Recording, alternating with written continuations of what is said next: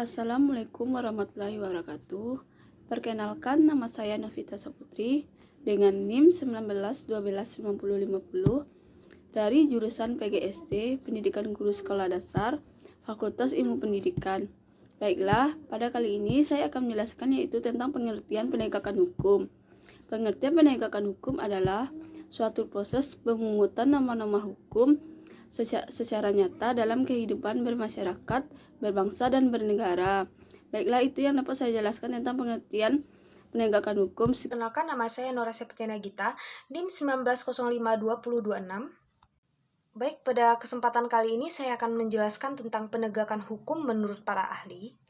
Baik, yang pertama, menurut Sadjipto Soeharjo, penegakan hukum adalah pelaksanaan hukum yang secara konkret dalam kehidupan bermasyarakat. Baik, yang kedua, penegakan hukum menurut Sujono Sukanto adalah kegiatan yang menyerasikan hubungan nilai-nilai yang terjabarkan dalam kaidah-kaidah ataupun pandangan-pandangan yang mantap dalam sikap, tindak sebagai penjabaran nilai pada tahap akhir untuk menciptakan kedamaian dalam pergaulan hidup. Saya Novita Ramanda dengan NIM 19022105. Materi selanjutnya adalah konsep dan urgensi penegakan hukum yang berkeadilan. Thomas Hobbes pernah mengatakan homo homini lupus, yang artinya manusia adalah segala bagi manusia lainnya. Manusia memiliki keinginan dan nafsu yang berbeda-beda antara satu manusia dengan manusia lainnya. Nafsu tersebut ada yang bersifat baik dan ada yang bersifat tidak baik. Itulah argumen mengapa aturan hukum diperlukan. Namun Cicero pernah mengatakan ubi societas ibi ius, yang artinya di mana ada manusia di situ ada hukum. Dengan kata lain, sampai saat ini hukum masih diperlukan dan memiliki kedudukan yang sangat penting bagi kehidupan manusia. Negara Kesatuan Republik Indonesia adalah negara hukum, artinya negara yang bukan didasarkan pada kekuasaan belaka, melainkan negara yang berdasarkan atas hukum. Artinya semua permasalahan kemasyarakatan, kewarganegaraan, pemerintahan, dan kenegaraan itu didasarkan atas hukum. Saya Amelia Frisna, NIM 19022065 dari kelompok 2, Prodi Pendidikan Guru Pendidikan Anak Usia. Baiklah, pada video kali ini saya akan menjelaskan materi tentang permasalahan penegakan hukum yang berkeadilan di Indonesia.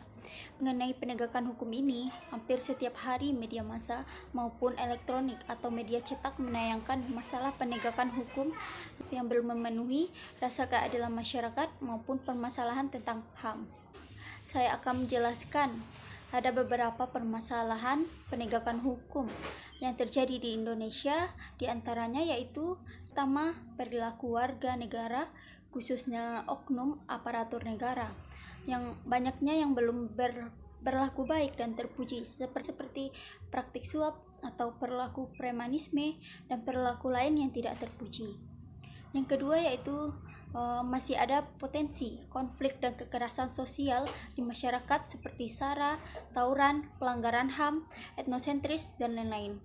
Yang ketiga yaitu maraknya kasus-kasus ketidakadilan sosial dan hukum yang belum diselesaikan dan ditangani secara tuntas oleh pemerintahan.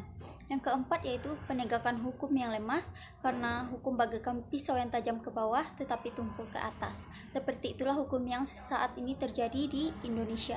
Yang kelima yaitu pelanggaran oleh wajib pajak atas penegakan hukum dalam bidang perpajakan. Perkenalkan, nama saya Frans Kurniawan, NIM 19086139. Saya berasal dari Fakultas Ilmu Keolahragaan. Baiklah, di sini saya akan menjelaskan tentang pendidikan kewarganegaraan tentang hukum. Yaitu penegakan hukum bertujuan untuk penertiban dan ketertiban dalam hukum. Hukum bertujuan untuk menerapkan ketertiban dalam bermasyarakat agar masyarakat tersebut mendapatkan hak-hak dan kewajiban dari hukum tersebut. Tujuan dari hukum bertujuan untuk menertibkan hak-hak dan wewenang untuk masyarakat. Sumber sosiologis penegakan hukum yang berkeadilan di Indonesia. Penegakan hukum itu sendiri punya tugas yaitu untuk mewujudkan suatu keadilan. Karena itu, dengan penegakan hukum itu, hukum akan menjadi kenyataan.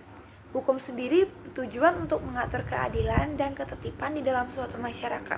Secara sosiologi, menurut seorang ahli filsafat Jerman, yaitu Bapak Gustav Radbert, menyatakan untuk penegakan hukum sendiri harus ada 3 unsur yang harus diperhatikan. Yang pertama, ada keadilan. Artinya, dalam pelaksanaan hukum itu, para aparat penegak hukum harus bersikap adil. Dan yang kedua, ada kemanfaatan. Hukum itu sendiri harus bermanfaat bagi manusia. Yang ketiga, ada kepastian. Dengan adanya kepastian hukum, memungkinkan seseorang akan dapat memperoleh sesuatu yang diharapkan. Hukum itu dibuat untuk mengatur tingkah laku manusia yang pada hakikatnya bertujuan untuk menciptakan ketertiban dan kedamaian dalam masyarakat. Hukum dan manusia tidak dapat dipisahkan. Manusia yang membuat aturan, manusia juga yang dapat merubah tatanan undang-undang dalam hukum. Saya Yosino Vitasari, NIM 18180077. Baiklah, di sini saya akan membahas tentang sumber politis penegakan hukum berkeadilan. Penegakan hukum pada dasarnya bertujuan untuk kewajiban dan kepastian hukum dalam masyarakat, sehingga masyarakat merasa memperoleh akan kewajiban dan hak-hak mereka. Secara politis, dalam upaya penegakan hukum yang bersumber pada Pancasila dan Undang-Undang Dasar 1945, tidak hanya diperlukan akan pembaharuan materi. Yang lebih penting itu adalah pembinaan akan aparat hukum, di mana aparat hukum adalah sebagai penegak dan pembina hukum. Nah, sekian penjelasan saya tentang sumber politis penegak hukum berkeadilan. Perkenalkan, nama saya Firda Inel Hakim dengan NIM 19006083 dari kelompok 2 akan menjelaskan mengenai unsur-unsur yang harus diperhatikan dalam keadilan hukum. Unsur tersebut terbagi menjadi 3 unsur. Yang pertama mengenai kepastian hukum, keadilan hukum, dan kemanfaatan hukum. Yang pertama mengenai kepastian hukum. Kepastian hukum merupakan perlindungan justisiabel atau pencari keadilan terhadap tindakan sewenang-wenang yang berarti bahwa seseorang akan dapat memperoleh apa yang diharapkan oleh masyarakatnya. Karena suatu hukum harus ditegakkan dan dilaksanakan, dan setiap orang mengharapkan dapat ditetapkannya hukum. Dalam proses ini, kepastian hukum sangat penting karena hukum yang berlaku pada dasarnya tidak boleh menyimpang. Unsur yang kedua mengenai keadilan hukum. Unsur di sini mengandung arti bahwa keadilan hukum tidak boleh dipandang rata atau disamaratakan, karena keadilan menuntut tiap-tiap perkara harus ditimbang tersendiri, karena adil bagi seorang belum tentu adil untuk orang lain. Dalam hal ini, keadilan didasarkan pada suatu asas bahwa semua orang sama kedudukannya di muka hukum. Namun, pemberian sanksi harus disesuaikan dengan peraturan yang telah ditetapkan. Selanjutnya, unsur yang terakhir mengenai kemanfaatan hukum. Unsur kemanfaatan hukum ini menyertai unsur-unsur sebelumnya, yaitu unsur kepastian dan keadilan hukum. Karena dalam pelaksanaan unsur keadilan dan kepastian hukum ini hendaknya menyertai unsur kemanfaatan hukum. Contoh konkretnya adalah misalnya dalam menentukan ancaman pidana mati kepada seorang pembunuh, dapat mempertimbangkan kemanfaatan penjatuhan hukuman kepada terdakwa sendiri dan masyarakat. Kalau hukuman mati dianggap lebih bermanfaat bagi masyarakat, maka hukuman matilah yang dijatuhkan kepada tersangka tersebut. Kenalkan, nama saya Amrizal, NIM 18086077. Baiklah, pada kesempatan kali ini saya akan menjelaskan tentang lembaga penegak hukum di Indonesia. Lembaga penegak hukum, peran lembaga penegak hukum sangat dibutuhkan. Hukum itu tidak dapat didirikan, oleh karena itu diperlukan peran aparat penegak hukum untuk menegakkan supremasi hukum. Beberapa lembaga penegak hukum di Indonesia adalah sebagai berikut. 1. Kepolisian Negara Republik Indonesia. Yang kedua, Kejaksaan Republik Indonesia. Yang ketiga, bidang pidana. Yang keempat, bidang perdata dan tata usaha negara. Yang kelima, hakim. Yang keenam, advokat. Yang ketujuh, Komisi Pemberantasan Korupsi atau KPK. Sekian dari saya. Terima kasih. Assalamualaikum warahmatullahi wabarakatuh.